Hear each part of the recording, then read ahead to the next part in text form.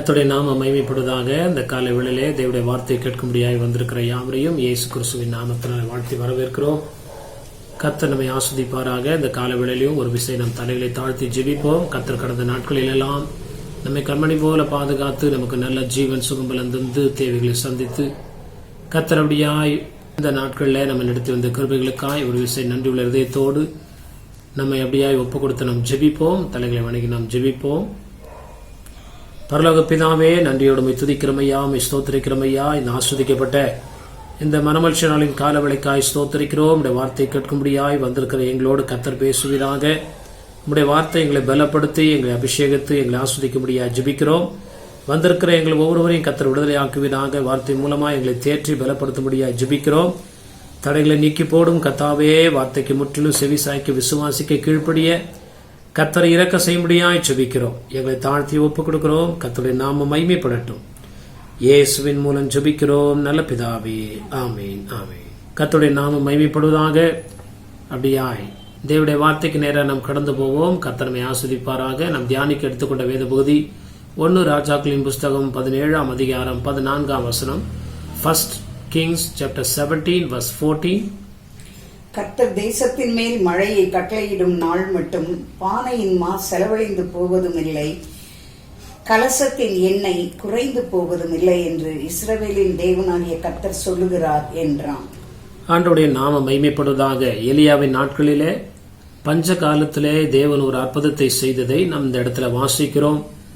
ஆண்டவருடைய நாம மகிமைப்படுவதாக. இந்த நாட்களிலும் கிட்டத்தட்ட உலகத்தில் அநேக இடங்கள்ல பஞ்சங்களும் கொள்ளை நோய்களும் பூமி எதிர்ச்சிகளும் பலவிதமான காரியங்கள் நடந்து வருகிற இந்த நாட்களில் ஆண்டவர் இந்த நாட்களிலும் அந்த நாட்களிலே அப்படியாய் தேவனுடைய மனுஷனாகி எலியாவை கொண்டு சாரிபாத் விதவைக்கு சொன்ன வார்த்தையின்படி நடந்தது போல இந்த நாட்களிலும் கர்த்தருடைய வார்த்தையின்படி நடக்க மனதுள்ள யாவருக்கும் ஆண்டவர் இப்படிப்பட்ட ஆசீர்வாதங்களை செய்ய வல்லவராயிருக்கிறார். பஞ்சங்களும் கொள்ளை நோய்களும் வரும்னு சொல்லி ஆண்டவர் சொல்றார். அப்படி வருகை நாட்கள்ல இதெல்லாம் நடக்கும். ஆனாலும் முடிவு உடனே வராதுன்னு சொல்லி ஆண்டவர் சொல்லுகிறார். அப்படின்னா என்ன? இந்த நாட்கள்ல இந்த பஞ்சங்குலை கொள்ளை நோய்களிலிருந்து நம்மை பாதுகாக்கவும் பரத்திலிருந்து தேவன் நம்முடைய தேவைகளை சந்தித்து பராமரிக்கவும் உண்மையுள்ளவராக இருக்கிறார். ஆண்டவரை முற்றிலும் நம்பி நாம் சார்ந்து வாழ்கிற வேளையில நமக்கு குறைவில்லை என்பதை இந்த வார்த்தையின் மூலமாய் அறிந்து கொள்வோமாக. பஞ்சங்கள் வேண்டாம், கொள்ளை நோய்கள் வேண்டாம் நம்ம ஜெபிக்க முடியாது. ஏன்னா தேவன் சில காரியங்களை அனுமதித்திருக்கிறார், திட்டம் பண்ணியிருக்கிறார். ஆனா அந்த நாட்களில் நம்மை பிழை பூட்டும்படி ஆண்டவர் தூதர்களை வைத்திருக்கிறார். அதுக்கு மேலாக கர்த்தருடைய வார்த்தை நமக்கு இருக்கிறது. அதை நாம் விசுவாசிக்கும் போது நம்முடைய வாழ்க்கையிலே குறைவு காணப்படாமல் இருக்கிறது. குறைவு இல்லை என்று சொல்லி தேவ மனுஷன் இடத்துல சொல்லுகிறதை வாசிக்கிறோம். நம்முடைய வாழ்க்கையில் உள்ள குறைவுகள் மாற வேண்டும் என்றால் நாம் செய்ய வேண்டிய ஒரு 4 காரியங்களை, இந்த சாரிபாத் விதவை செய்த காரியங்களை நாமும் செய்யும் போது நம்முடைய வாழ்க்கையிலே குறைவு என்பது இல்லாதபடி எந்த சூழ்நிலையிலும் கர்த்தர் நம்மை ஆஸ்வதித்து நம்மை வழிநடத்த திருப்தியாக்கி நம்முடைய தேவைகளை சந்திக்க வல்லமுடையவராக இருக்கிறார். கர்த்தருடைய நாம மகிமைப்படுவதாக. ஒரு வசனத்தை வாசிக்கலாம். 1 ராஜாக்களின் புஸ்தகம் 17ஆம் அதிகாரம் 10ஆம் வசனம். 1 Kings chapter 17 verse 10. அப்படியே அவன் எழுந்து சாரிபாத்துக்கு போனான். அந்த பட்டணத்தின் ஒளிமுக வாசலுக்கு அவன் வந்தபோது அங்கே ஒரு விதவை விறகு பொறுக்கிக் கொண்டிருந்தாள். அவன் அவளை பார்த்து கூப்பிட்டு, நான் குடிக்கிறதற்கு கொஞ்சம் தண்ணீர் ஒரு பாத்திரத்தில் எனக்கு கொண்டு வா என்றான். ஆண்டவருடைய நாம மகிமைப்படுவதாக. 8ஆம் வசனத்திலிருந்து நம்ம வாசிக்கும் போது 8, 9, 10 வாசிங்க. அப்பொழுது கர்த்தருடைய வார்த்தை அவனுக்கு உண்டாயிற்று. அவர், நீ எழுந்து சீதோனுக்கு அடுத்த சாரிபாத் ஊருக்கு போய் அங்கே தங்கியிரு. உன்னை பராமரிக்கும்படி அங்கே இருக்கிற ஒரு விதவைக்கு கட்டளையிட்டேன் என்றார். போதும். அங்கே இருக்கிற ஒரு விதவைக்கு நான் என்ன பண்ணிருக்கேன்? கட்டளையிட்டிருக்கிறேன் என்றார். ஆண்டவருடைய நாம மகிமைப்படுவதாக. இந்த விதவை ஆண்டவரோடு நெருங்கிய தொடர்புள்ளவளாக இருந்தபடினாலதான் இந்த விதவையும் விசாரிக்கும்படியாக எலியாவையும் காப்பாற்றும்படியாக ஆண்டவர் ஒரு பெரிய திட்டத்தை வைத்திருந்தார். அதுக்கு முன்னாடி 9ஆம் வசனத்தில் நம்ம வாசிச்சோம். 10ஆம் வசனத்துக்கு முன்னாடி 9ஆம் வசனத்துல அந்த விதவைக்கு உன்னை பராமரிக்கும்படி நான் என்ன பண்ணிருக்கிறேன்? கட்டளையிட்டிருக்கிறேன். அப்படின்னா அந்த விதவை அந்த நாட்களில் தேவனோடு நேரடி தொடர்பு கொண்டவர்களாக இருந்திருக்கிறார்கள். கர்த்தருக்கு பயந்து ஜீவியம் பண்ணதுனால ஒருவேளை சொப்பனத்துல சொல்லியிருப்பாரோ இல்ல தரிசனத்துல சொல்லியிருப்பாரோ தெரியாது. ஆனா ஆண்டவர் சொல்றாரு, அந்த விதவைக்கு நான் என்ன பண்ணேன்? கட்டளையிட்டேன். ஆண்டவருடைய நாம மகிமைப்படுவதாக. அன்பான தேவ ஜனங்களே, இந்த நாட்கள்ல ஒரு சபைக்கு நம்ம சென்றாலும் ஒரு ஊழியக்காரரோடு நம்ம நெருங்கிய தொடர்பு இருந்தாலும் கர்த்தரோடு நெருங்கி ஐக்கியம் இருக்கும்போது நம்முடைய வாழ்க்கையில குறைவு என்பது இல்லை. அந்த குறைவுகளை நிறைவாக்க தேவன் தம்முடைய ஊழியக்காரரையும் வார்த்தைகளை அனுப்பி கர்த்தர் நம்மை பலப்படுத்தி ஆஸ்வதிக்கிறவராய் இருக்கிறார். ஆண்டவருடைய நாமம் மகிமைப்படுவதாக. ஆண்டவர் அந்த முதல் வார்த்தையிலிருந்து வாசிக்கும் போது ஆண்டவர் எலியாவை பார்த்து சொல்றாரு. 3ஆம் வசனத்துல வாசிக்கிறோம், நீ இவ்விடத்தை விட்டு கீழ் திசையை நோக்கி போய் யோர்தானுக்கு நேரா இருக்கிற கேரித் ஆற்றங்கண்டையில் ஒளிந்து கொண்டிரு. ஒரு ஆற்றங்கரையை காட்டுறாரு. உன்னை போஷிக்கும்படி காகங்களுக்கு கட்டளையிடுவேன்றாரு. காகங்கள் போஷித்துக் கொண்டு வருகிறது. கொஞ்ச நாள் ஆனவன அந்த ஆற்றில் உள்ள தண்ணீர் வற்றி போயிற்று. 6ஆம் வசனத்துல நம்ம அப்படி வாசிக்கிறோம். 7ஆம் வசனத்துல தேசத்திலே மழை பெய்யாதபடினால் சில நாளைக்கு பின்பு அந்த ஆறும் வற்றி போயிற்று. ஒருவேளை ஏன் ஆண்டவர் ஆற்றுக்கு போக சொன்னாரு, இந்த ஆற்றுடைய தண்ணீர் வற்றிட்டே அப்படின்னு சொல்லி ஏன் கர்த்தருடைய வார்த்தை தொடர்ந்து இந்த ஆற்றுல தண்ணி வர வைக்க வேண்டியதானே? இல்ல, கர்த்தர் தொடர்ந்து நம்மோடு இடைபட விரும்புகிறார். ஆண்டவருடைய நாமம் மகிமைப்படுவதாக. ஆறு வற்றி போனவுடனே ஒருவேளை எலியா கவலைப்பட்டிருப்பாரா என்னன்னு தெரியல. அப்போ ஆண்டவர் எலியா பார்த்து சொல்றாரு 8ஆம் வசனத்துல, அப்பொழுது கர்த்தருடைய வார்த்தை அவனுக்கு உண்டாயிற்று. நம்முடைய கஷ்ட காலங்கள்ல, நம்ம திகைக்கிற நேரங்கள்ல, நம்ம வெறுமையா இருக்கிற நேரங்கள்ல, நம்ம சோர்ந்து போன நேரங்கள்ல கர்த்தருடைய வார்த்தை திரும்ப திரும்ப நம்மளை என்ன பண்ணுகிறது, உண்டாகி நம்மை தேற்றக்கூடியதா இருக்கிறது. கர்த்தருடைய நாமம் மகிமைப்படுவதாக. அது யாருக்கு? கர்த்தருடைய வார்த்தைக்கு கீழ்ப்படிந்து அவரையே நம்பி இருக்கிற ஜனங்களை அவர் ஒரு நாள் உபத்திரத்தில் விடுகிறவர் அல்ல. அவர்கள் சோர்ந்து போன நேரங்களில் உடனே தேவன் தம்முடைய வார்த்தையை தம்முடைய ஊழியக்காரர்களை அனுப்பி அவர்களை பலப்படுத்துகிறார். இங்க வாசிக்கிறோம், எலியாவிட்ட ஆண்டவர் சொல்றாரு, நீ எழுந்து சீதோனுக்கு அடுத்த சாரிபாத் ஊருக்கு போய் அங்கே தங்கியிரு, உன்னை பராமரிக்கும்படி அங்க இருக்கிற ஒரு விதவைக்கு என்ன பண்ண கட்டளையிட்டேன் என்றார். அந்த விதவை வீட்டுல வசதியோ பணமோ ஒன்றும் கிடையாது. ஆனா தேவன் அந்த விதவையை நேசித்தபடினால அந்த விதவையை ஆசிர்வதிக்கும்படியாய் விரும்பி எலியாவுடைய தேவையை சந்திக்கும்படி விரும்பி கர்த்தர் இப்படிப்பட்ட ஒரு திட்டத்தை தம்முடைய வாழ்க்கையில வைத்திருந்தார், தம்முடைய யோசனையில வைத்திருந்தார். இன்னைக்கும் ஆண்டவர் நம்மை சந்திக்க கர்த்தர் போதுமானவராக இருக்கிறார். ஆண்டவருடைய நாமம் மகிமைப்படுவதாக. 10ஆம் வசனத்தை நம்ம வாசிச்சோம். அப்படி அவன் எழுந்து சாரிபாத்துக்கு போனான். அந்த பட்டணத்தின் ஒலிமுகம் வாசலுக்கு அவன் வந்தபோது அங்கே ஒரு விதவை விறகு பொறுக்கி கொண்டிருந்தாள். என்ன பண்ணிட்டு இருக்காங்களாம்? விறகு பொறுக்கிட்டு இருக்கிறாங்க. தன்னுடைய கடைசி சாப்பாட்டுக்காக விறகு பொறுக்கிட்டு இருக்காங்க. விறகு பொறுக்க முடியல. அந்த நேரத்துல எலியா போய் சொல்றாரு, அவன் அவளை பார்த்து கூப்பிட்டு, நான் குடிக்கிறதுக்கு கொஞ்சம் தண்ணீர் ஒரு பாத்திரத்தில் எனக்கு கொண்டு வா என்றான். ஆண்டவருடைய நாமம் மகிமைப்படுவதாக. கடைசி சாப்பாடு, அதை சம்பூர்ணமா திருப்தியா பரிபூர்ணமா சாப்பிடணும்னு சொல்லி விறகு பொறுக்கி கொண்டிருக்கா.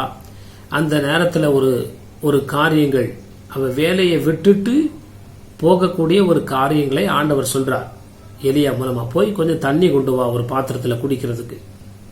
நம்ம வாழ்க்கையிலையும் ஆண்டவரை நாம் பின்பற்றுகிறோன்னா தேவனோடு நம் தொடர்பு கொண்டவர்களா இருக்கிறோம், உண்மைதான், இல்லைன்னு சொல்லல.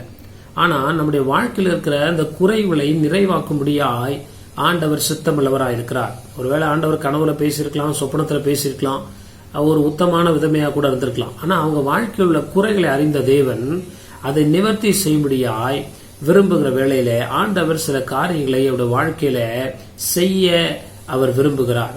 விறகு பொறுக்கிட்டே இருக்கிறாங்க. ஊழியக்காரன் வந்து உடனே சொன்ன உடனே அந்த அம்மா அந்த வார்த்தைக்கு என்ன பண்றாங்க, கீழ்படிக்கிறத நம்ம வாசிக்கிறோம்.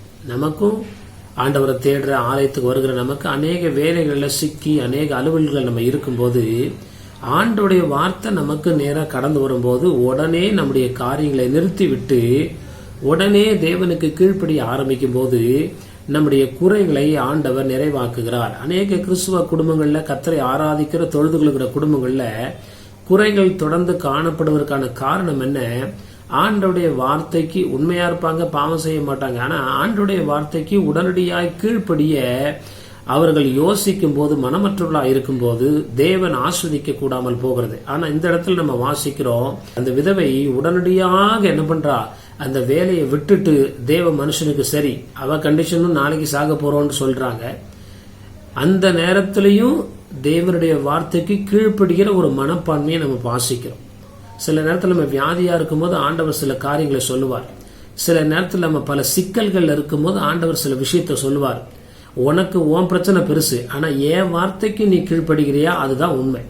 அப்படிப்பட்ட விஷயத்துல நம்ம உடனே நம்ம கீழ்ப்படியும் போது நம்முடைய பிரச்சனைகள்ல இருந்து ஒரு அற்புதத்தை நம்ம அங்க பார்க்க முடியும். எதுவா இருக்கட்டுமே, ஏதாவது ஒரு காரியங்களை நம்ம செய்ய ஆவலா இருப்போம், அதுல என்கேஜா இருப்போம், அதை செய்ய வேண்டும் என்கிற முழு ஆர்வத்தோடு எல்லாவற்றையும் வேலை மெனக்கெட்டு செய்யும்போது கர்த்தருடைய வார்த்தை சில நேரத்துல அந்த பிஸியஸ்ட் டைம்ல வரும்போது உடனே நம்ம அந்த வேலைகளை விட்டு வேதம் சொல்லுகிறது, பேதுரு வலைகளை விட்டு அவருக்கு என்ன பண்ணானா, அதை போய் செட்டில் பண்ணி வித்து குடும்பத்தை அப்படிலாம் இல்ல, அப்படியே விட்டு அந்த மீனையும் படகையும் வலையும் விட்டுட்டு உடனே ஆண்டவர் என்ன பண்றான், பின் செல்ற ஆரம்பிக்கிறான். சில நேரத்துல ஆண்டவர் அதான் அடிக்கடி சொல்லுவாங்க, சான்ஸ்ன்றது ரொம்ப நேரம் என்ன பண்ணாது, நிக்காது. ஆசீர்வாதம்ன்றது எல்லாருக்கும் எல்லா நேரத்திலும் கிடைப்பது கிடையாது. ஆண்டவருடைய வார்த்தையை தட்டாம உடனே செவி கொடுக்கும் போது ஒரு பெரிய மாறுதல். ஒரு சில பிரச்சனைக்காக யோசிச்சுட்டு இருப்போம், அந்த நேரத்தில் கர்த்தர் வேற ஒரு காரியத்தை செய்ய சொல்லுவாரு. உடனே அந்த ஆவிக்குரிய காரியங்களுக்கு நம்ம முக்கியம் கொடுக்கும்போது நம்ம பிரச்சனைகள் இல்லாதபடி கர்த்தர் ஒரு எளிமையான வழியை உண்டாக்கி நம்மை கர்த்தர் ஆஸ்வதிக்க விரும்புகிறார். அதுக்கு பிறகுதான் விசுவாசம். விசுவாசம் என்பது கிரியை உடையதாய் காணப்படுகிறது. அந்த கிரியையில முதல் காரியம் ஆண்டவருக்கு உடனடியாக கீழ்ப்படின்றதை கர்த்தர் விரும்புகிறார். கர்த்தருடைய நாமம் மகிமைப்படுவதாக. ஒரு வசனத்தை வாசிக்கலாம். ஆதியாகமம் 24 அதிகாரம் 17 வசனம் 18 வசனம். Book of Genesis chapter 24 17 and 18. அப்பொழுது அந்த ஊழியக்காரன் அவளுக்கு எதிர்கொண்டோடி, உன் குடத்தில் இருக்கிற தண்ணீரில் கொஞ்சம் குடிக்க தர வேண்டும் என்றான். அதற்கு அவள், குடியும் என் ஆண்டவனே என்று சீக்கிரமாய் குடத்தை தன் கையில் இறக்கி கொண்டு அவனுக்கு குடிக்க கொடுத்தாள். ஆண்டவருடைய நாமம் மகிமைப்படுவதாக. எங்கிருந்து வந்தாலோ தெரியல, அந்த துறவு கிணற்றை நோக்கி வருகிறாள். போகும்போது இறங்கும் போது காலி குடம், மேலே ஏறும் போது ஒரு வெயிட்டை தூக்கிட்டு என்ன பண்றா, கஷ்டப்பட்டுட்டு எத்தனை படிகள் ஏறி வந்தாலும் தெரியல. அந்த கஷ்டத்துல நேரத்துல உடனே ஆண்டவர் அவள்கிட்ட கேட்கிறார், ஒரு மனுஷ ரூபத்துல. ஆண்டவர் பல நேரங்களில் நம்மகிட்ட அப்படிப்பட்ட தேவைகளை எதிர்பார்க்கிறார். அவருடைய காரியங்களை நம்ம செய்ய வேண்டும் என்று விரும்புகிறார். அப்பொழுது அந்த ஊழியக்காரன் அவளுக்கு எதிர்கொண்டு ஓடி, உன் குடத்தில் இருக்கிற தண்ணீரில் கொஞ்சம் குடிக்க தர வேண்டும் என்றான். அதற்கு அவள், குடியும் என் ஆண்டவனே என்று சீக்கிரமாய் குடத்தை தன் கையில் இறக்கி கொண்டு, என்ன ஏது யாரு, நான் இவ்வளவு கஷ்டப்பட்டு கீழே எடுத்துட்டு வந்திருக்கிறேனே அப்படின்னு சொல்லி எதையும் யோசிக்கல. உடனே என்ன பண்றா, சீக்கிரமாய் தன் குடத்தை இறக்கி கையில் இறக்கி கொண்டு அவனுக்கு என்ன பண்ணலாம், குடிக்க கொடுத்தாள். ஆண்டவருடைய நாமம் மகிமைப்படுவதாக. நம்ம ஆண்டவருக்கு கீழ்ப்படியணும்னு விரும்புறோம், ஆனா அதை செய்ய வேண்டிய நேரத்துல உடனே கர்த்தர் கேட்கும் போது செய்யும் போது ஆண்டவர் அதை கருத்துல வைத்திருந்து நம்முடைய குறைவுகளை அறிந்த தேவன் தான் நம்மிடத்துல எதிர்பார்க்கிறார். ஆண்டவர் நம்முடைய வாழ்க்கையில யாருடைய வாழ்க்கையில இடைபடுறார் தெரியுமா? யார் கஷ்டத்துல கவலையில பிரச்சனையில போராட்டத்தில் இருக்காங்களோ அவங்க வாழ்க்கையில உதவி செய்ய முடியாதான் கர்த்தர் என்ன பண்றாரு, கண்ணோக்கம் வேதம் சொல்லுகிறது, பாவிகளை ரட்சிக்கவே மனுஷகுமார் உலகத்தில் என்ன பண்ணாராம், வெளிப்பட்டார். கர்த்தருடைய நாம மகிமைப்படுவதாக.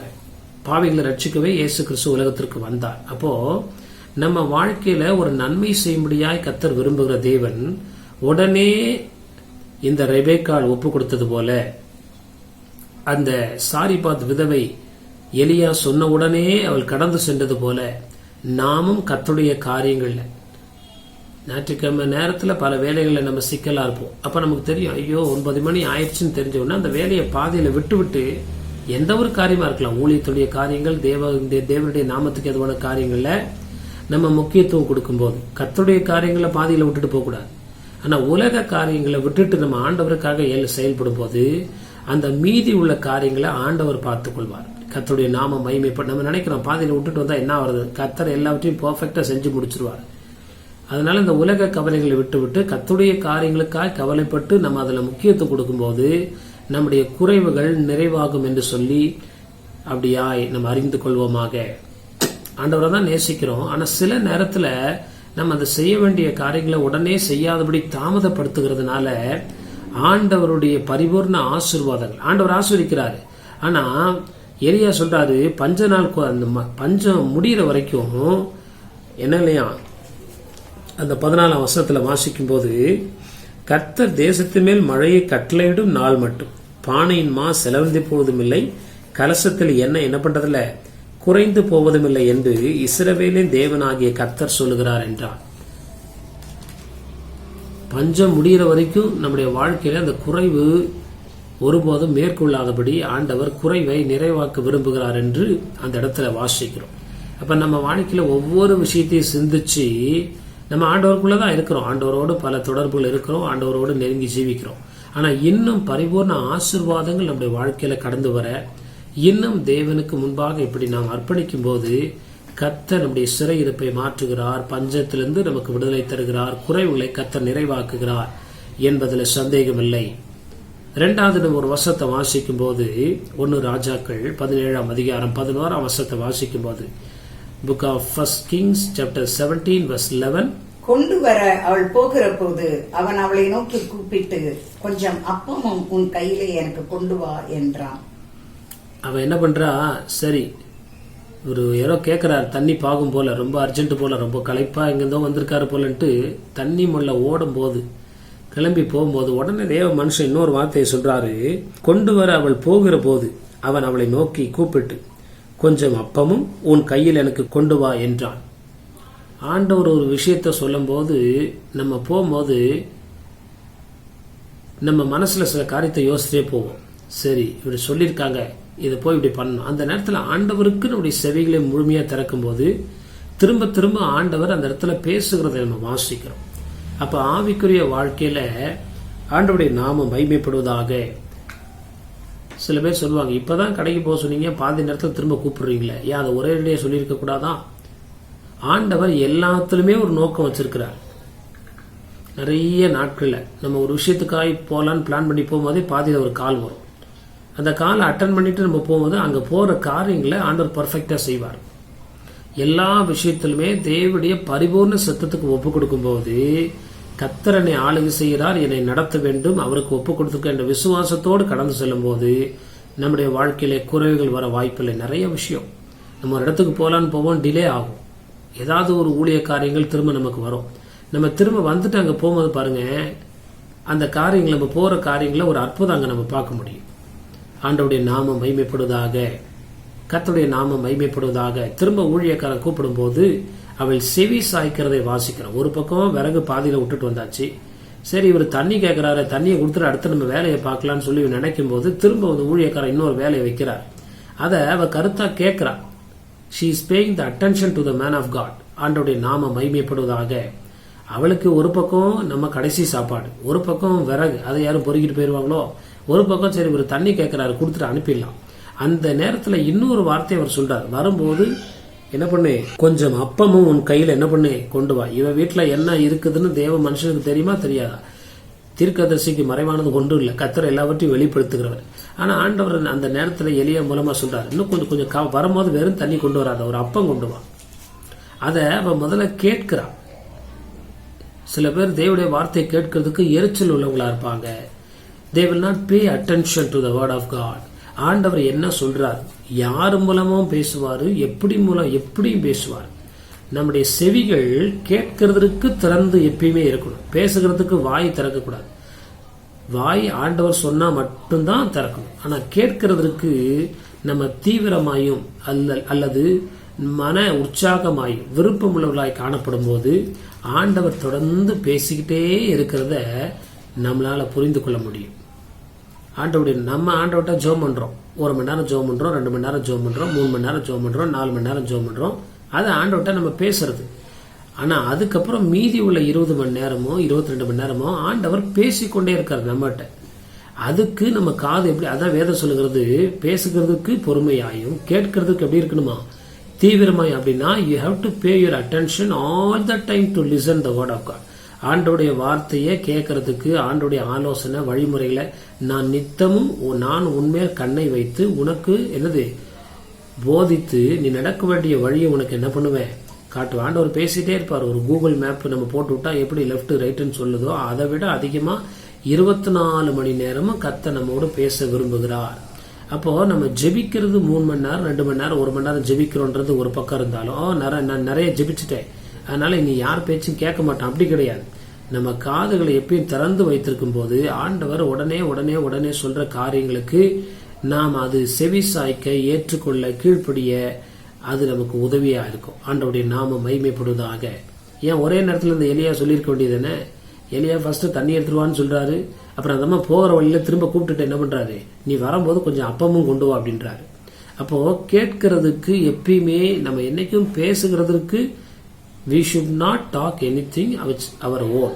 ஆனா கேட்கறதுக்கு நம்ம எப்பயுமே ஆயத்தமா இருக்கும்போது தேவன் அதுல ஒரு பெரிய ஆசீர்வாதத்தை வைத்திருக்கிறார். ஒரு வசனத்தை நம்ம வாசிக்கலாம். 1 சாமுவேல் 15ஆம் அதிகாரம் 22ஆம் வசனத்தை வாசிக்கும் போது 1 Samuel chapter 15 verse 22. அதற்கு சாமுவேல், கர்த்தருடைய சத்தத்திற்கு கீழ்ப்படுகிறதை பார்க்கிலும் சர்வாங்க தகனங்களும் பலிகளும் கர்த்தருக்கு பிரியமாய் இருக்குமோ? பலியை பார்க்கிலும் கீழ்ப்படிதலும் ஆட்டுக்கடாக்களின் இனத்தை பார்க்கிலும் செவி கொடுத்தலும் உத்தமம்.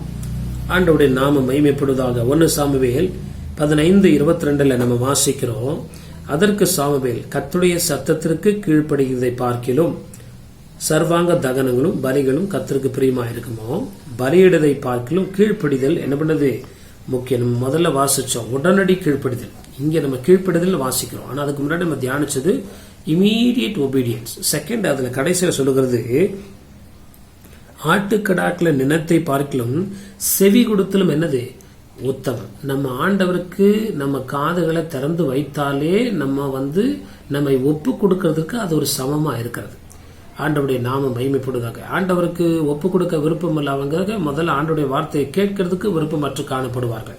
அதனால அவங்க என்ன பண்ணுவாங்கன்னா அந்த மெசேஜ் நேரத்திலேயோ பிரசங்க நேரத்திலேயோ அவங்களுடைய சிந்தனைகளை சிதற விட்டு கொண்டிருப்பாங்க. அந்த தேவ வார்த்தையை அவங்க உற்று நோக்காமல் இருக்கிறபடினால ஆண்டவர் என்ன சொல்றாருன்றத உங்களுக்கு புரிஞ்சுக்காமலே போயிடுது. அப்படி கிடையாது. நம்ம கேட்கும் சிலருக்கு பயம், எங்க ஆண்டவர் ஏதாவது கடினமான கட்டளை சொல்லிட்டா என்ன பண்றது? அப்படி கிடையாது. ஆண்டவர் ஒரு நாளும் நம்முடைய சக்திக்கு மிஞ்சின ஒரு பாரத்தை நம்ம மேல ஒரு நாளை ஏற்ற மாட்டார். நம்மளால முடிகிற காரியத்தை தான் கர்த்தர் நமக்கு என்ன பண்ணுவாரு? செய்வார், சொல்லுவார். நம்மளால என்ன முடியுமோ அதை தான் ஆண்டவர் செய்ய சொல்லுவார். ஆண்டவருடைய நாமம் மகிமைப்படுவதாக.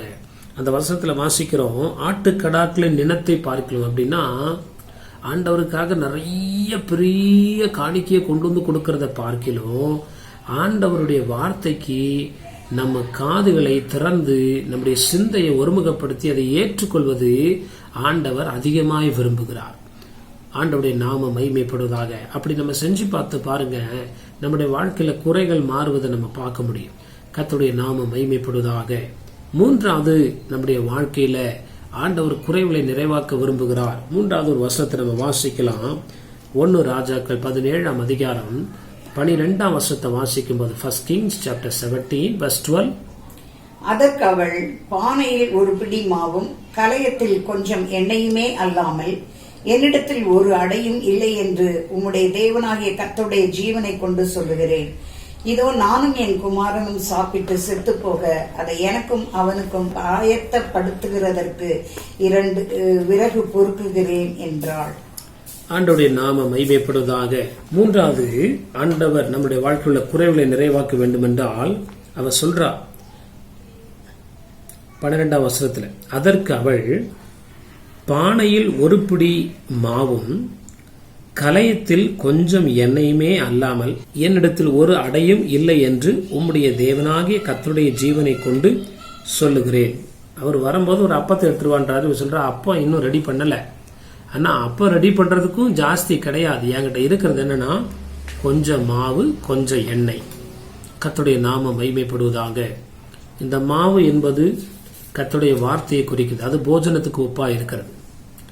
எண்ணெய் என்பது அபிஷேகத்தை குறிக்கிறதா இருக்கிறது. ஆண்டவருடைய நாமம் மகிமைப்படுவதாக. கர்த்தர் நம்மை ஆஸ்வதிக்க அவர் சித்தமுள்ளவராக இருக்கிறார். ஆனா நம்மிடத்துல கொஞ்சம் மாவு, கொஞ்சம் எண்ணெய். சில பேர்கிட்ட நிறைய மாவு இருக்கும், நிறைய வசனம் வச்சிருப்பாங்க, நிறைய தேவனுடைய வார்த்தையை மனசுல வச்சிருப்பாங்க. அது சந்தோஷமான காரியம். ஆனா இவள்கிட்ட இருந்தது கொஞ்சம் மாவு, கொஞ்சம் எண்ணெய். அப்படின்னா என்ன? கர்த்தர் கொடுத்ததை அவள் என்ன பண்ணல? விற்று போடாதபடி அதை தக்க வைத்துக் கொண்டாள். அநேகருடைய வாழ்க்கையில பாருங்க, சிந்தனையில வசனம் வச்சிருப்பாங்க, ஆனா இருதயத்துல அவங்க வசனத்தை வைக்காதவர்களா இருக்கிறபடினால அவங்களுடைய வாழ்க்கையில போராட்டங்கள் வரும்போது கவலைகளும் பயங்களும் அவருடைய இருதயத்தை சூழ்ந்து கொள்கிறது. ஆண்டவருடைய நாமம் மகிமைப்படுவதாக. கலயத்தில் பானையில் ஒரு பிடி மாவு. பானை அப்படின்னா இருதயத்தை நம்ம சொல்லலாம். இருதயத்துல வசனம் எப்பி இருந்துகிட்டே இருக்கணும். கலயத்தில் கொஞ்சம் எண்ணெய். நம்முடைய ஆவியில அபிஷேகத்தை நம்ம உடையவர்களாய் காணப்படும் போது ஆண்டவருடைய நாமம் மகிமைப்படுவதாக அதை நாம் பாதுகாத்துக் கொள்ளும் போது நிச்சயம் தேவன் அதன் மூலமாய் அதை பெருக செய்து கர்த்தர் நம்மை ஆஸ்வதிக்க விரும்புகிறார். கர்த்தருடைய பிள்ளைகளா இருக்கிற நம்ம நிறைய வார்த்தைகளை தெரியாது, அட்லீஸ்ட் கொஞ்சம் தேவ வார்த்தைகளையாவது நம்ம பத்திரப்படுத்தி வைக்க வேண்டியது நல்லது. நம்முடைய இருதயத்துல, நம்முடைய சிந்தனையில, நம்முடைய மூளையில கர்த்தருடைய வார்த்தையை உள்ள வைத்துக் கொள்ளும் போது அது நம்முடைய ஆபத்து காலங்களில் நமக்கு உதவி செய்ய வல்லமுடையதா இருக்கிறது. நம்முடைய கலயத்துல, நம்முடைய ஆத்துமாவில அல்லது நம்முடைய ஆவியில அந்த அபிஷேகத்தை விட்டு கொடுக்காதபடி ஆண்டவருடைய நாமம் மகிமைப்படுவதாக. அப்படின்னா என்ன அர்த்தம்? பரிசுத்த ஆவிக்கு விரோதமான காரியங்களை செய்யாதபடி. சில பேர் ஆண்டவருக்காக பயங்கர பெரிய ஊழியங்களை செய்வாங்க. ஆண்டவர் வல்லமை வரங்களின் கிருபையும் தந்திருப்பாரு, பெரிய பெரிய பெரிய காரியங்களை செய்வாங்க. ஆனா கடைசியில் அவங்களோட வாழ்க்கை கரைப்படைந்ததாய் மரித்து போவார்கள். ஆனா இந்த அம்மா பெரிய ஊழியம் செஞ்ச மாதிரி தெரியல, ஆனா அந்த எண்ணெயை அவர்கள் பத்திரப்படுத்தி பாதுகாப்பாய் வைத்திருந்தார்கள். ஆண்டவருடைய நாமம் மகிமைப்படுவதாக. அன்பான தேவ ஜனமே, நம்முடைய வாழ்க்கையில குறைவுகளை நிறைவாக்க கர்த்தர் போதுமானவராக இருக்கிறார். எந்த பணக்குறை, மனக்குறைவு, எந்த குறைவா இருந்தாலும் ஆண்டவர் அதை நிவர்த்தி செய்ய ஆண்டவர் எதிர்பார்க்கிற ஒன்று, நான் உனக்கு கொடுத்த அந்த மாவையும் அந்த அப்பத்தையும் அந்த எண்ணெயும் நீ வைத்திருக்கிறாயா என்று சொல்லி ஆண்டவர் விசாரிக்கிறார். கர்த்தருடைய நாமம் மகிமைப்படுவதாக. ஆண்டவர் கொடுத்த அந்த பரிசுத்த ஆவியை நம்ம ஒரு நாள் என்ன பண்றக்கூடாது, பாவம் செய்யும் போது, தேவனுக்கு விரோதமாய் நம்ம ஜீவனம் பண்ணும் போது. அதனால்தான் தாவீது சொல்றாரு, அப்படி நல்ல ஆவியை இடத்துல என்ன பண்ணாதீங்க, எடுத்து போடாதீங்க. 1000 செல்வம் இருந்தாலும் அந்த ஆவி இல்லைன்னா அதுக்கப்புறம் எங்களால தொடர்ந்து வெற்றி பெற முடியாது. ஆண்டவருடைய நாமம் மகிமைப்படுவதாக. கொஞ்சம் பரிசுத்தம், கொஞ்சம் உண்மையை கூட ஆண்டவர் தான் அதை என்ன பண்றாரு, கனம் பண்ணுகிறார். கர்த்தருடைய நாமம் மகிமைப்படுவதாக. அந்த கொஞ்சத்துல நம்ம உண்மையா இருந்தா தேவன் அதை வர்த்திக்க பண்ணி கர்த்தர் உயர்ந்த இடங்கள்ல நம்மை கொண்டு வர வல்லமுடையவராக இருக்கிறார். பெரிய ஊழியம், பெரிய காரியங்களை செய்து அதை செய்யணும், உண்மைதான், இல்லைன்னு சொல்லலை. ஆனா ஒரு நாளும் நம்முடைய பரிசுத்தத்திற்கும் நம்முடைய அபிஷேகத்திற்கும் களங்கம் விளைவிக்கக்கூடிய காரியங்களை ஒரு நாள் ஈடுபடாதபடி நம்ம இதை காத்துக்கொள்ள வேண்டியது அவசியமா. சில நேரத்தில் பார்த்தீங்கன்னா ஜெபிக்க முடியாது. 4 மணி நேரம் 3 மணி நேரம் ஜெபிச்சு நம்ம ஒரு 10 நிமிஷம் கூட ஜெபிக்க முடியாத சில சூழ்நிலைகள், நெருக்கங்கள் வரும்போது நம்ம ஒரு நாளும் பாவத்துக்கு இசைந்து விடாதபடி, ஆண்டவரே ஜெபிக்க முடியாத சில போராட்டம், சில வேலைகள் அகப்பட்டிருக்கிறேன், ஆனா அதே நேரத்துல நீர் எனக்கு கொடுத்த அந்த தீபத்தை நான் அணைத்து போடாதபடி அதை எப்படியாவது பாதுகாத்துக் கொள்ள வேண்டும் என்று சொல்லி அதுல கருத்தாய் கவனமாய் இருக்கும்போது கர்த்தர் நம்மை நிச்சயம் ஆஸ்வதிக்க உள்ளவராக இருக்கிறார். சில பேர் கொஞ்சம் பைபிள் படிப்பாங்க, டெய்லி ஒரு அதிகாரம் இல்ல ஒரு வசனம் படிச்சுட்டு போவாங்க. அந்த ஒரு வசனம் அன்னைக்கு ஏதாவது ஒரு விதத்துல கிரியை செய்யும். அதனால ஒரு வசனத்தை படிச்சுட்டு போங்கன்னு வேதம் சொல்லல. எந்த அளவுக்கு தேவனுக்கு அதிகமாய் நம்ம அப்படியா தியானம் பண்றோமோ, ஆண்டுடைய காரியங்கள்ல நம்ம வேத வசனத்துக்கு முக்கியத்துவம் கொடுக்கிறோமோ, அது அந்த நாள் முழுவதும் நம்மை போதித்து நடத்தக்கூடியதா இருக்குது. ஆனா சில பேர் இருக்காங்க, அந்த ஒரு வசனம் படிக்கிறதுக்கு கூட அவங்களுக்கு நேரத்தை ஒதுக்க மாட்டாங்க. ஒரு சின்ன ஜெபம் பண்றது கூட அவங்களுக்கு என்ன இருக்காது, அப்படி அதை காட்டிலும் வேலைகள் அவங்களுக்கு அதிகமா முக்கியத்துவமா காணப்படும்.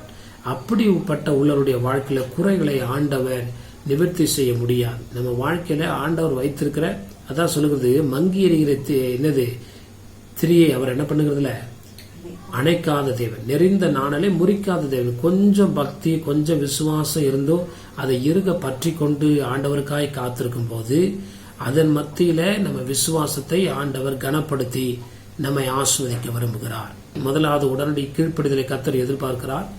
2வது முற்றிலுமான செவி கொடுத்தலை கர்த்தர் எதிர்பார்க்கிறார். 3வது தேவ நமக்கு தந்த அந்த அபிஷேகத்தின் தேவ வசனத்தையும் நம்ம விட்டு விடாதபடி அதை காத்துக்கொள்ளும் போது ஆண்டவர் நம்முடைய குறைகளை நிறைவாக்க வல்லமையுடையவராக இருக்கிறார். 1 சாமுவேல் 16ஆம் அதிகாரம் 13ஆம் வசனம். 1 Samuel chapter 16 verse 13.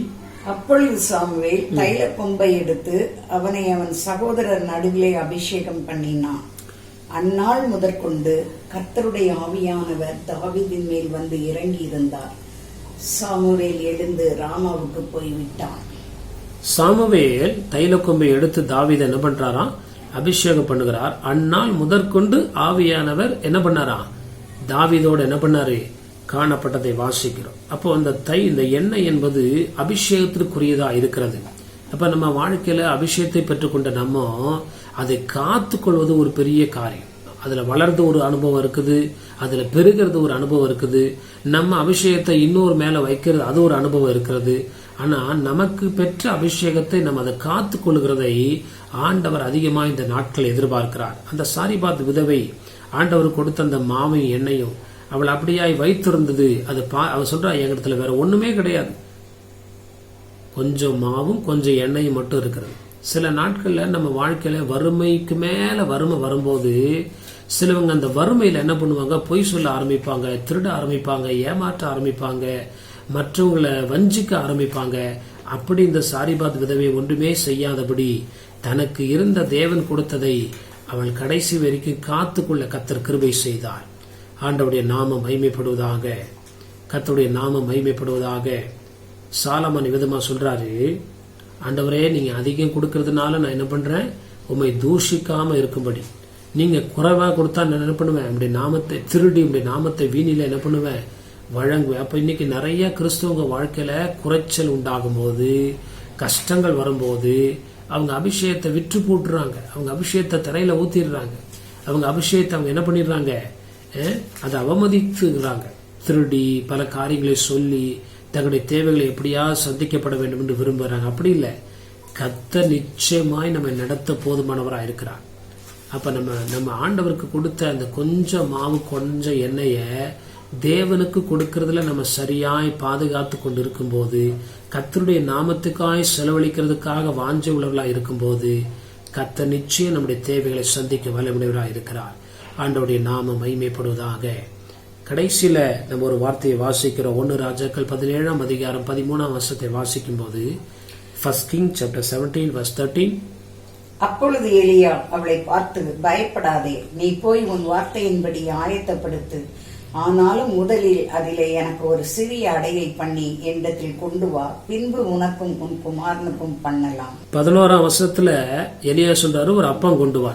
12ஆம் வசனத்துல அம்மா சொல்றாங்க, என்கிட்ட அப்பம் கிடையாது, ரெடிமேடா எதுவும் கிடையாது, அப்படி உங்களுக்கும் சேர்த்து செய்யறதுக்கு என்கிட்ட கொஞ்சம் தான் இருக்குது அப்படின்னு சொல்றான். 13ஆம் வசனத்துல எலியா சொல்றாரு, பயப்படாத, என்ன பண்ணாத, பயப்படாது. அப்படின்னா கர்த்தருடைய காரியங்களை யோசிக்க கூடாது, அவிசுவாசப்படக்கூடாது, கலங்கக்கூடாது. கண்ணை மூடிட்டு ஆண்டவருக்காக காலை எடுத்து வச்சாங்க, அற்புதம்.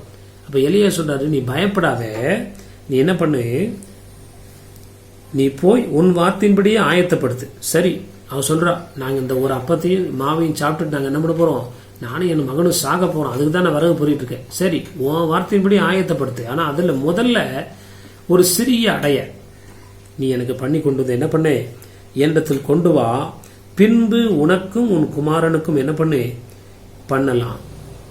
அவன் அந்தபடியே என்ன பண்றா, அப்படி சொல்லிட்டு எலியா சொல்றாரு 14ஆம் வசனத்துல, கர்த்தர் தேசத்தின் மேல் மழையை கட்டளையிடும் நாள் மட்டும் பானையின் மா செலவழிந்து போவதும் இல்லை, கலசத்தின் எண்ணெய் குறைந்து போவதும் இல்லை என்று இஸ்ரவேலின் தேவனாகிய கர்த்தர் சொல்லுகிறார் என்றான். ஆண்டவருடைய நாமம் மகிமைப்படுவதாக. அந்த குறைவிலையும் ஃபர்ஸ்ட் எனக்கு ஒரு மாவை என்ன பண்ணு, செஞ்சு எடுத்துட்டு வா. பயப்படாத, எதை பத்தி யோசிக்காத, ஐயோ கொஞ்சம் குறைஞ்சிச்சுன்னா நம்ம அப்படிலாம் யோசிக்காத. கர்த்தருக்கு நீ கொடுத்து, அதாவது நம்முடைய குறைவுகள் மத்தியில ஆண்டவர் நம்மிடத்தில் எதிர்பார்க்கிறார் என்ற ஒரு சத்தியத்தை அறிந்து கொள்வோமாக. ஆண்டவருடைய நாம மகிமைப்படுவதாக. நிறைவான இடத்திலிருந்து ஆண்டவர் எதிர்பார்க்கிறார், குறைவான இடத்திலிருந்து ஆண்டவர் என்ன பண்றாரு, எதுக்கு எதிர்பார்க்கிறார்னா அந்த குறைவை நிறைவாக்கும்படியாக. அந்த குறைவை நிறைய பேர் யோசிக்கிறாங்க, எனக்கு கடன் பிரச்சனை இருக்குது, எனக்கு பல தேவைகள் இருக்கு, இதுல நான் எப்படி காணிக்க போறது. ஆண்டவர் நம்மளை எதிர்பார்க்கிற நோக்கமே உன் கடன் பிரச்சனை மாறணும். நீ எவ்வளவுதான் ட்ரை பண்ணி நம் முயற்சியில நம்முடைய சரீர பலத்துல கடனை அடைக்கணும்னு நினைச்சாலும் அது தொடர்ந்து கண்டினியூ ஆகிட்டே இருக்கும். கர்த்தருக்கு கொடுக்க வேண்டிய பங்கை நம்ம மனப்பூர்வமா கொடுக்கும் போது நம்ம நினைக்கிறதுக்கும் எதிர்பார்க்கும் அதிகமா சீக்கிரமா அந்த கடன்களை அடைக்கவும், பண தேவைகள் சந்திக்கப்படவும், அடைக்கப்பட்ட வழிகள் திறக்கப்படவும் கர்த்தர் இறங்கி அனுக்கிரகம் பண்ணுவார். ஆண்டவருடைய நாம மகிமைப்படுவதாக. அதுதான் பரிபூர்ண அர்ப்பணிப்பு.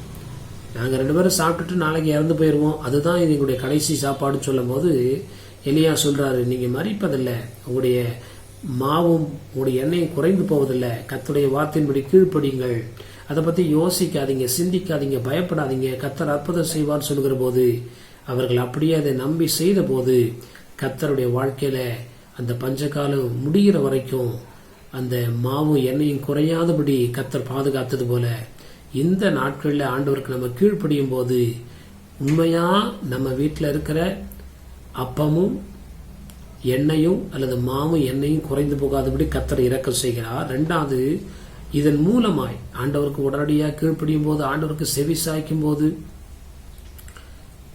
இந்த கொஞ்ச காரியங்கள்ல நம்ம இந்த பஞ்சகாலத்துல உண்மையா பரிசுத்தமா தேவனுக்கு பயந்து ஜீவனம் பண்ணும்போது நம்முடைய வாழ்க்கையில அது பெருகும்படி கர்த்தர் இரக்கம் செய்கிறார். ஆண்டவருடைய நாம மகிமைப்படுவதாக. நம்முடைய வாழ்க்கையில் அதுக்கப்புறம் ஆண்டவருடைய வசனங்கள் பெருகும். ஆண்டவருடைய வார்த்தைகள் நம்முடைய இருதயத்தில் அதிகமாக தியானிக்க கர்த்தர் இரக்கம் செய்வார். அதிகமாக ஜெபிக்க கர்த்தர் நமக்கு என்ன பண்ணுவாரு, அந்த கட்டுகள் இருந்து கர்த்தர் அறுக்கிறார். நிறைய பேர் அப்படி நினைக்கிறாங்க, ஏன் அதிகமாக என்னால் ஜெபிக்க முடியல, அதிக நேரம் என்னால் வேதம் வாசிக்க முடியல. காரணம் என்னவென்றால் அதுக்கு முன்பதாக செய்ய வேண்டிய சில காரியங்களை நம்ம முற்றிலும் விசுவாசத்தோடு கீழ்ப்படிந்து செய்யும் போது நம்முடைய ஜெப நேரத்தையும் தேவன் அதிகமாக்குவார், வேத தியானத்தை அதிகமாக்குவார், பரிசுத்தாவுடைய அபிஷேகத்தை அதிகமாய் ஊற்றுவார். இதன் மூலமா என்ன நடக்கும், அநேகருக்கு நம்ம ஆசீர்வாத பாத்திரமாய் நடக்க கர்த்தர் நம்மை தெரிந்தெடுத்திருக்கிறார். அதை நிறைவேற்றுவார் என்பதில் சந்தேகமில்லை. கர்த்தருடைய நாமம் மகிமைப்படுவதாக. ஆண்டவருடைய நாமம் மகிமைப்படுவதாக. 15ஆம் வசனத்துல வாசிக்கிறோம், அவள் போய் எலியாவின் சொற்படியே செய்தாள், அவளும் இவனும் அவள் வீட்டாரும் அநேக நாள் என்ன பண்ணாங்களாம், சாப்பிட்டார்கள். ஹல்லேலூயா. இவளுடைய நோக்கமே அவளும் அவங்க மகனும் மட்டும் சாப்பிட்டுட்டு சாகும்னு நினைச்சா. ஆனா ஆண்டவர் அவன் மூலமா ஒரு தேவ மனுஷனையும் பிழைப்பூட்டினார். அவளுடைய வீட்டார் யாவரும் என்ன பண்ணாங்க, பஞ்சகாலம் முடிகிற வரைக்கும் சாப்பிடுற அளவுக்கு கர்த்தர் கிருபை செய்தார். இப்ப நமக்குள்ள இருக்கிற அந்த கொஞ்சம் அபிஷேகத்தை பாதுகாத்து கொண்டா போதும், அதன் மூலமாய் அநேகரை அபிஷேகிக்கிற ஒரு கிருபையை கர்த்தர் நமக்கு தருவார். நமக்குள்ள இருக்க அந்த கொஞ்சம் வசனத்தை அதாவது கொஞ்சம் வசனத்தை பாதுகாத்துக்கொள்ற அர்த்தம் என்னன்னா, அந்த வசனத்தின்படி நம்ம நடக்கும்போது அநேகரை நம்ம நீதிமான்களா மாற்றும்படி கர்த்தர் நமக்கு இரக்கம் செய்ய, அநேகரை கர்த்தருக்குள்ள நடத்துகிற கிருபையை தேவன் நமக்கு தர வல்லவராயிருக்கிறார். ஆண்டவருடைய நாமம் மகிமைப்படுவதாக. ஏசாயா 41:13 ஆண்டவர் சொல்றாரு, அந்த வசனத்தை வாசித்து முடிக்கிறேன். ஏசாயா 41:13, ஐசாயா சாப்டர் 41:13. உன் தேவனாயிருக்கிற கர்த்தராகிய நான் உன் வலது கையை பிடித்து பயப்படாதே, நான் உனக்கு துணை நிற்கிறேன் என்று சொல்லுகிறேன். ஆண்டவருடைய நாமம் மகிமைப்படுவதாக. ஏசாயா 41:13 ஆண்டவர் சொல்றாரு, உன் தேவனாகிய கர்த்தரா இருக்கிற நான் உன் வலது கையை பிடித்து பயப்படாதே, நான் உனக்கு துணை நிற்கிறேன் என்று என்ன பண்ணுகிறேன், சொல்லுகிறேன். ஒரு பயப்பட்ட சூழ்நிலையில ஏசாயா காணப்படும் போது ஆண்டவர் சொல்றாரு, நீ பயப்படாதே, நான் உனக்கு என்ன பண்றேன், துணை நிற்கிறேன். அந்த ஏசாயா 41 அதிகாரத்துல நிறைய இடத்துல பயப்படாதே பயப்படாதேன்னு வருது. அப்போ பயப்படாதேன்ற இன்னொரு அர்த்தம் என்னன்னா, கலங்காத, யோசிக்காத, பிற்காலத்தை பத்தி யோசிக்காத. கர்த்தருக்கு கண்ணை மூடிட்டு கர்த்தருடைய காரியங்கள் படி செய்யும் போது நம்ம கலங்கவோ பயப்படவோ யோசிக்கவோ தேவையில்ல. கர்த்தர் அப்படியா நம் பரிபூர்ண ஆசீர்வாதத்தினால நம்ம நிரப்பி தொடர்ந்து அந்த பஞ்சத்தை பற்றிய பயமே இல்லாதபடி நிரம்பி வழியக்கூடிய விதத்துல கர்த்தர் நம்மை ஆஸ்வதிக்க வல்லமுடையவராக இருக்கிறார். இந்த நாட்டில் உலகத்துல பல இடங்கள்ல பஞ்சங்கள், விலைவாசி உயர்வு, பல இடங்கள்ல நெருக்கத்துல ஜனங்க இருக்கிறாங்க, அநேக தேவைகளோடு ஜனங்க இருக்கிறாங்க. இந்தியாவில் யுத்தம் வராததுனால நம்ம இன்னைக்கு சரி எப்படி இருக்கிறோம். நாளைக்கு ஒரு 3வது உலக யுத்தமோ அப்படி வரும்போது அப்பதான் அந்த பஞ்சத்தினுடைய அந்த வார்த்தையுடைய அர்த்தம் ஜனங்களுக்கு புரியும். இப்ப நம்ம பார்த்துட்டு இருக்கோம், நிறைய இடங்கள்ல ஜனங்கள் யுத்தத்தை நிமித்தமாக எல்லாவற்றையும் இழந்து நிர்கதிகளா இருக்கிறாங்க.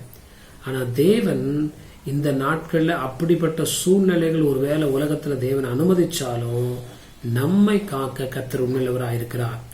தேவனுக்கு நம்ம என்னென்ன வார்த்தைகளை கீழ்ப்பிடிக்கிறோமோ அந்த வார்த்தைக்கு உண்மையாய் செவி கொடுத்து அதன்படி நாம் அப்படியே அர்ப்பணித்து அபிஷேகத்தை விற்று விடாதபடி அதை நாம் காத்து கொள்ளும் போது ஆண்டவர் நம்முடைய பொருளாதார ஆசீர்வாதங்களை ஒரு நிறைவையும் கர்த்தர் உண்டாக்கி நம்ம அநேகருக்கு ஆசீர்வாத பாத்திரமா வைக்கிறாரு.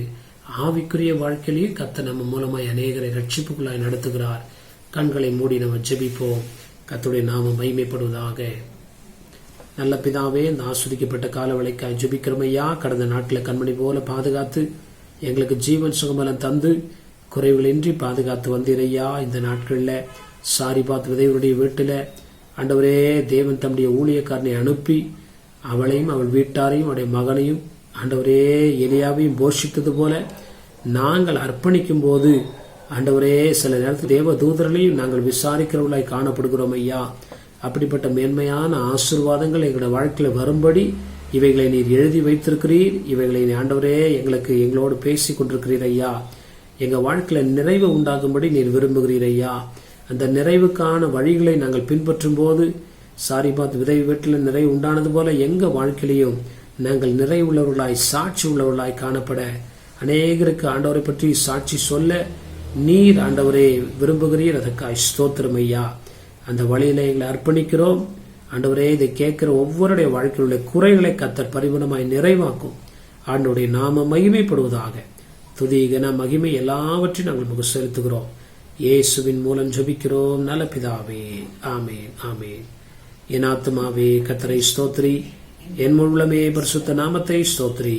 என் ஆத்துமாவே கர்த்தரை ஸ்தோத்திரி, கர்த்தர் செய்த சகல உபகாரங்களையும் மறவாதே. ஆமேன் ஆமேன். நம்முடைய கர்த்தராகிய இயேசு கிறிஸ்துவின் கிருபையும் பிதாவாகிய தேவனுடைய அன்பும் பரிசுத்த ஆவியானவருடைய அருளைக்கும் சமாதானம் சந்தோஷமும் இன்றும் என்றும் அனைவரோடும் நம்மோடும் நம்முடைய குடும்பங்களோடும் நம்முடைய ஊழியங்களோடும் கர்த்தருடைய வருகை விருது நிலைத்திருப்பதாக. ஆமேன் ஆமேன். ஹல்லேலூயா ஹல்லேலூயா ஹல்லேலூயா. கர்த்தர் நம்மை ஆசீர்வதிப்பாராக. ஆண்டவருடைய நாமம் மகிமைப்படுவதாக. எங்களுக்காக இந்த ஊழியங்களுக்காய் தொடர்ந்து ஜெபித்துக் கொள்ளுங்கள். நாங்கள் உங்களுக்காய் தொடர்ந்து ஜெபிக்கிறோம். இந்த ஊழியங்களுக்காய் உதவி செய்கிற, தாங்குகிற, கொடுக்கிற, ஜெபிக்கிற, உழைக்கிற ஒவ்வொருவருக்கும் எங்களுடைய நன்றி வாழ்த்துக்களையும் தெரிவித்துக் கொள்கிறோம். கர்த்தருடைய நாமம் மகிமைப்படுவதாக. எங்களுடைய சபையானது பெங்களூர் பட்டத்தில் உள்ள லிங்கராஜபுரம் என்ற பகுதியில ஹென்னூர் மெயின் ரோட்டில் உள்ள SBI பேங்குக்கு முன்பதாக உள்ள சோபா ஸ்டோருடைய முதல் மாடியிலே காணப்படுகிறது. முதல் ஆராதனை காலை 7 மணி முதல் 8:30 மணி வரை உள்ளது. பின்பு 9 மணி முதல் 10 மணி வரை youth meeting, Sunday class, adult class போன்ற ஊழியங்கள் இருக்கிறது. 10 மணி முதல் 11:30 மணி வரை இரண்டாவது ஆராதனை இருக்கிறது. வார நாட்கள்ல செவ்வாய்க்கிழமை பைபிள் ஸ்டடி இருக்கிறது. மாலை 7 மணி முதல் 8 மணி வரை முடிந்தவர்கள் கலந்து கொண்டு கர்த்தருடைய ஆசீர்வாதத்தை பெற்றுக் கொள்ளுங்கள்.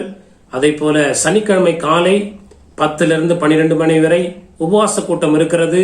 நீங்கள் உபவாச கூட்டத்துக்கு வருவீர்கள் என்றால் நிச்சயமாய் நாம் சேர்ந்து ஜெபிப்போம். நீங்கள் எந்த ஆலயத்துக்கும் செல்லவில்லை என்றால் நீங்கள் தயவு செய்து இங்கே வந்து எங்களோட கலந்து கொண்டு கர்த்தருடைய ஆசீர்வாதங்களை பெற்றுக்கொள்ள முடியாய் இயேசு கிறிஸ்துவின் நாமத்தினால் உங்களை அன்பாய் அழைக்கிறோம். ஆண்டவருடைய நாமம் மகிமைப்படுவதாக. இந்த சேனலை சப்ஸ்கிரைப் செய்யாதவர்கள் சப்ஸ்கிரைப் செய்து கொள்ளுங்கள். கமெண்ட் பகுதியிலே கர்த்தர் உங்களோடு பேசின வார்த்தை இருக்கும் என்றால் அதை கமெண்ட் பகுதியிலே நீங்கள் வெளிப்படுத்துங்கள். அது மாத்திரமல்ல, தேவனுடைய வார்த்தையை நீங்களுடைய நண்பர்களுக்கும் மற்றவர்களுக்கும் ஷேர் செய்யும் போது கர்த்தர் நிச்சயமாய் உங்களை ஆஸ்வதிப்பார். ஆண்டவருடைய நாமம் மகிமைப்படுவதாக. அவசர ஜெப தேவைகளுக்கு எங்களுடைய போன் நம்பர் கொடுக்கப்பட்டிருக்கிறது. அப்படியா நீங்கள் போன் செய்வீர்கள் என்றால் நாங்கள் உங்களுக்காக எப்பொழுதும் ஜெபிக்க ஆயத்தமாயிருக்கிறோம். கர்த்தர் தாமே நம்மை ஆஸ்வதிப்பாராக. ஆமேன் ஆமேன்.